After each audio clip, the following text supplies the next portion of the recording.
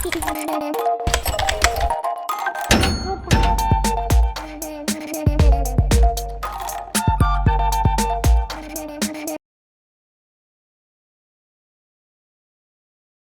Everyone, welcome back to my YouTube channel. मैं ट्रेडित बनिया का होस्ट मनु अग्रवाल।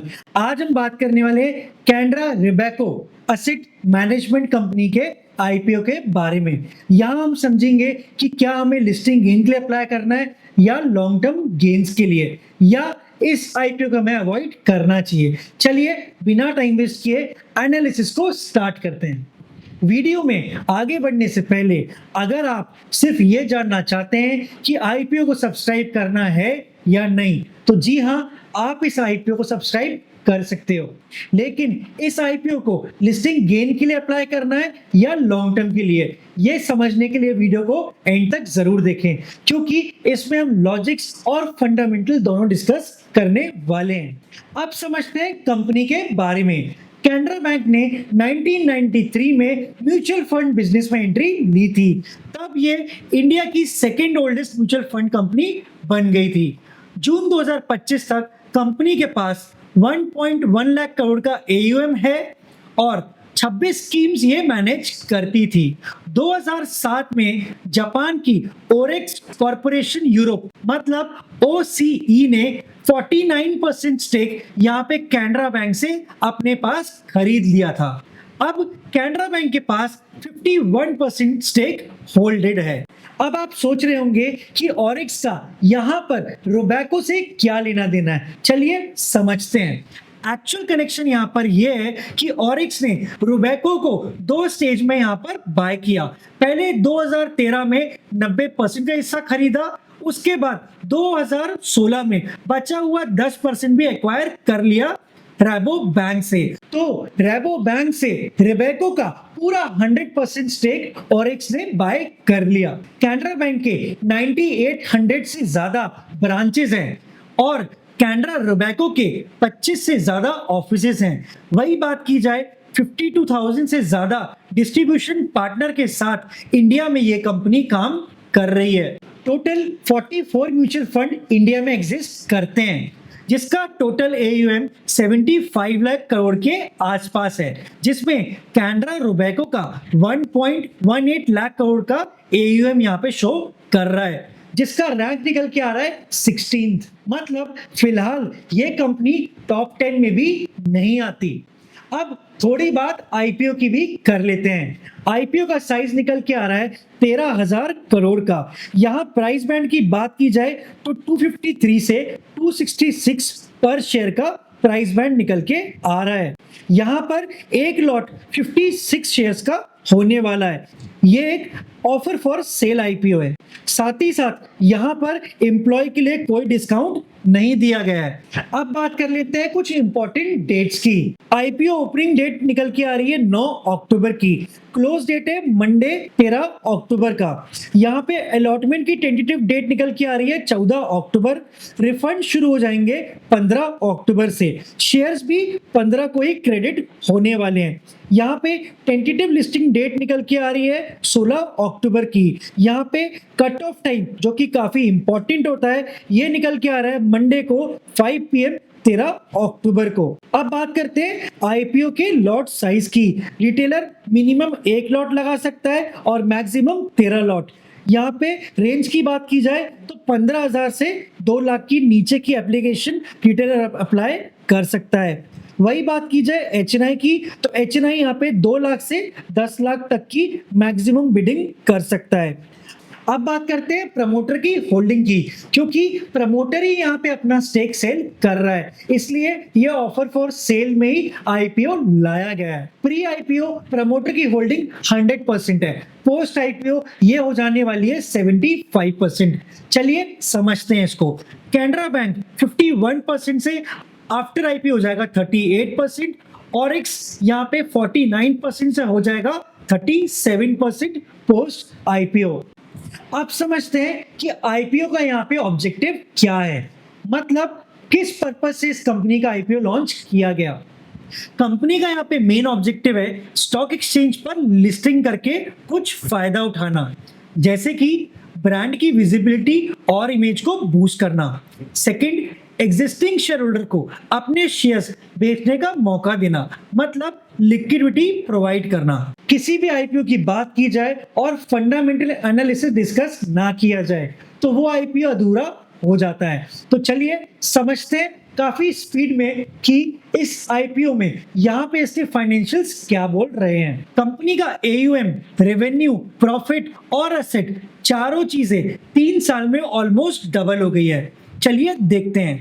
एयूएम की बात की जाए तो 625 से 1200 के आसपास एयूएम करंट जून क्वार्टर में पहुंच चुके हैं।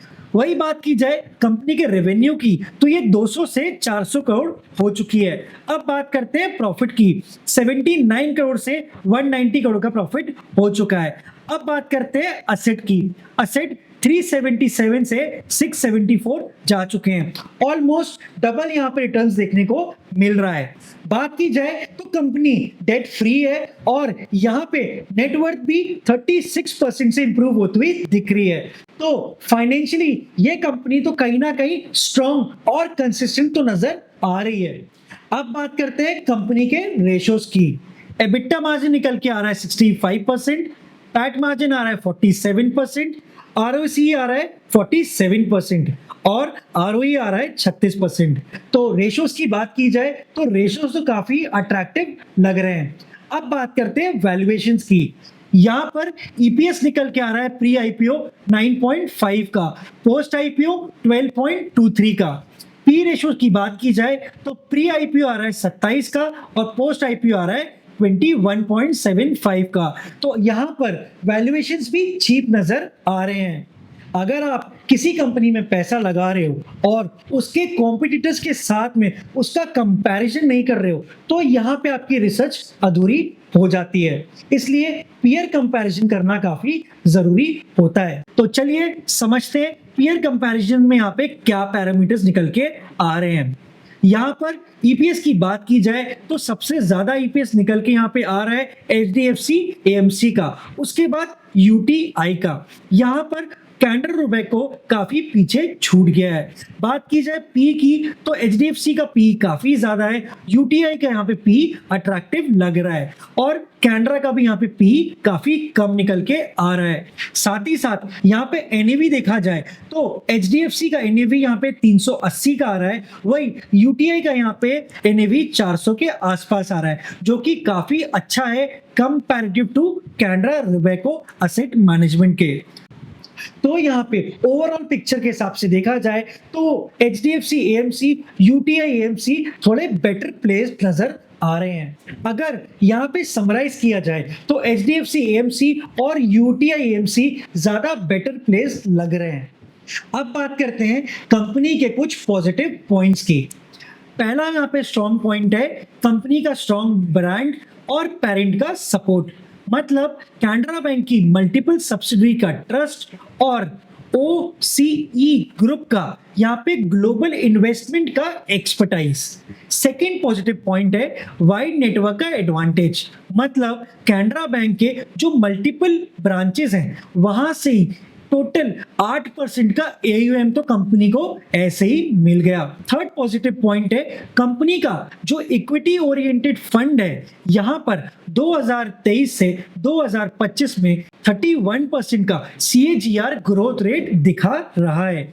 अगला पॉइंट है पैन इंडिया रीच का। थर्ड पार्टी डिस्ट्रीब्यूटर और डिजिटल प्लेटफॉर्म के साथ में कंपनी का एक स्ट्रॉन्ग ऑल इंडिया प्रेजेंस बना हुआ है। नेक्स्ट पॉजिटिव पॉइंट है कंपनी का डिजिटल इकोसिस्टम, जो कि काफी अच्छा है, कस्टमर को बेटर कन्वीनियंस देता है, पेमेंट प्रोवाइड करता है और इंगेज रखता है। कंपनी की तारीफ तो बहुत कर ली, अब बात करते हैं कुछ नेगेटिव पॉइंट्स के बारे में। पहला नेगेटिव पॉइंट है यहाँ पे हाई मैनेजमेंट कॉस्ट, क्योंकि इक्विटी फंड्स में एक्टिव स्ट्रैटेजी के चलते मैनेजमेंट की यहाँ पे कॉस्ट ज्यादा होती है। साथ ही साथ डिपेंडेंसी इनकी काफी ज्यादा है डिस्ट्रीब्यूशन नेटवर्क के हिसाब से, क्योंकि 73% के आसपास जो एयूएम है ये थर्ड पार्टी डिस्ट्रीब्यूटर्स के थ्रू ही आया हुआ है। थर्ड नेगेटिव पॉइंट है लो प्रॉफिट मार्जिन, क्योंकि दूसरे बड़े एएमसी के मुताबिक यहाँ पे कंपनी का मार्जिन प्रेशर बना हुआ है। नेक्स्ट नेगेटिव पॉइंट है यहाँ पे कंपनी की पैची परफॉर्मेंस, मतलब कुछ स्मॉल कैप फंड जो पिछले कुछ सालों में अपने बेंचमार्क और कॉम्पिटिटर से भी कम रिटर्न दे रहे हैं। तो ये रहे कुछ कंपनी के नेगेटिव पॉइंट्स जो आपको ध्यान रखने होंगे। मेरे ख्याल से मेरे सजेशन से ज़्यादा इंपॉर्टेंट होता है ब्रोकर का सजेशन, क्योंकि उनकी रिसर्च ज़्यादा बेटर और ज़्यादा डिटेल्ड होती है। तो चलिए डिस्कस करते हैं कि यहाँ पर 2-3 ब्रोकर के हिसाब से उनका यहाँ पर आईपीओ नोट क्या बोल रहा है।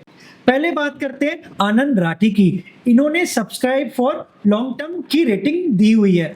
उनका कहना है कि कंपनी का स्ट्रॉन्ग ब्रांड नेम है, साथ ही साथ स्टडी ग्रोथ है और रिटेल फोकस इनका लॉन्ग टर्म के लिए एक अच्छा इन्वेस्टमेंट ऑप्शन बनता है। अब बात करते हैं वेंचुरा सिक्योरिटीज की। इन्होंने भी सब्सक्राइब की रेटिंग दी है, क्योंकि इनका मानना है कि यहाँ पर कंपनी का एक स्ट्रॉन्ग मैनेजमेंट है और इनकी टीम भी काफी एक्सपीरियंस्ड है। अब बात करते हैं अरिहंत कैपिटल की। इन्होंने यहाँ पे बोला है सब्सक्राइब फॉर लॉन्ग टर्म। इनके हिसाब से पुराना एएमसी होने का यहाँ पे कंपनी को फायदा मिलेगा, तेज ग्रोथ देखने को मिल सकती है। साथ ही साथ छोटे छोटे शहरों में स्ट्रॉन्ग नेटवर्क कंपनी को मार्केट में आगे बढ़ने में मदद कर सकती है। अब बात करते हैं मेरे सजेशन की। तो यहाँ पे मेरा पहला सजेशन होगा लिस्टिंग गेन के ऊपर। यहाँ पर लिस्टिंग गेन के लिए एक बहुत इंपॉर्टेंट पैरामीटर होता है जो कि है ग्रे मार्केट प्रीमियम।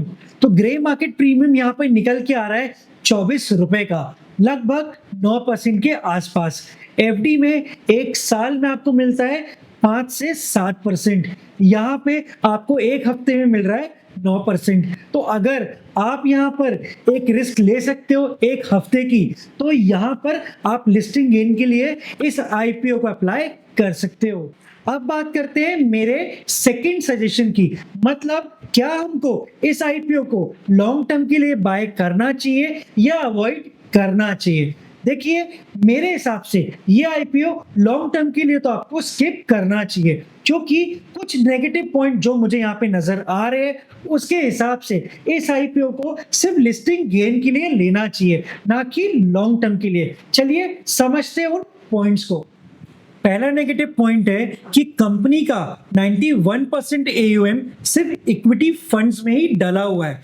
मतलब अगर शेयर मार्केट में कोई गिरावट आती है तो यहाँ पर कमाई पर भी असर देखने को मिल सकता है। सेकंड नेगेटिव पॉइंट है प्रमोटर यहाँ पे अपना हिस्सा सेल कर रहा है। मतलब यहाँ पर कोई फ्रेश इशू भी लाया जा सकता था, बट प्रमोटर अपना ही हिस्सा बेच के जा रहा है, तो ये भी एक नेगेटिव पॉइंट कहीं ना कहीं शो हो रहा है। थर्ड नेगेटिव पॉइंट है कंपनी का ज्यादातर एयूएम सिर्फ 5 स्टेट से आता है, महाराष्ट्र, गुजरात, कर्नाटका, दिल्ली और तमिलनाडु, जिससे इन एरिया की इकोनॉमी में कोई भी चेंजेस आने से यहाँ पर एक रिस्क बढ़ सकती है, जैसे कि कोई पॉलिसी रिफॉर्म या कोई भी मेजर शिफ्ट। अब बात करते हैं लास्ट नेगेटिव पॉइंट की। यहाँ पर कंपटीशन काफी ज्यादा इंटेंसिव है, ये इंडस्ट्री काफी कॉम्पिटिटिव है और मार्केट शेयर इंक्रीज या कैप्चर करना मुश्किल है। बड़े बड़े प्लेयर जैसे SBI mutual fund, HDFC AMC और यूटीआई एएमसी, ये दिग्गज प्लेयर अपना मार्केट शेयर छोड़ते हुए तो मुझे नजर नहीं आते। इसलिए मेरे हिसाब से आपको ये आईपीओ सिर्फ लिस्टिंग गेन के लिए अप्लाई करना चाहिए और लॉन्ग टर्म के लिए इसको अवॉइड करना चाहिए। अगर आपको ये आईपीओ मिलता है तो आपको 15 से 30% के आसपास की रेंज में प्रॉफिट बुक करने को मिल सकता है। और हाँ, ध्यान रहे ये वीडियो हमेशा की तरह सिर्फ एक एजुकेशनल पर्पस के लिए। अगर आप इस आईपीओ में अप्लाई करने वाले हैं तो अपनी रिसर्च जरूर करें, साथ ही साथ अपने फाइनेंशियल एडवाइजर से सलाह लेना ना भूलें। अगर आप मेरा वीडियो फर्स्ट टाइम देख रहे हैं तो ऐसे ही रेगुलर अपडेट्स के लिए चैनल को सब्सक्राइब करना ना भूलें। अगर आपको वीडियो इंफॉर्मेटिव लगा है तो वीडियो को लाइक करना ना भूलें और ऐसे ही इंफॉर्मेटिव वीडियोस अपने फ्रेंड्स के साथ ज़्यादा से ज़्यादा शेयर करें। मिलते हैं हमारे नेक्स्ट वीडियो में।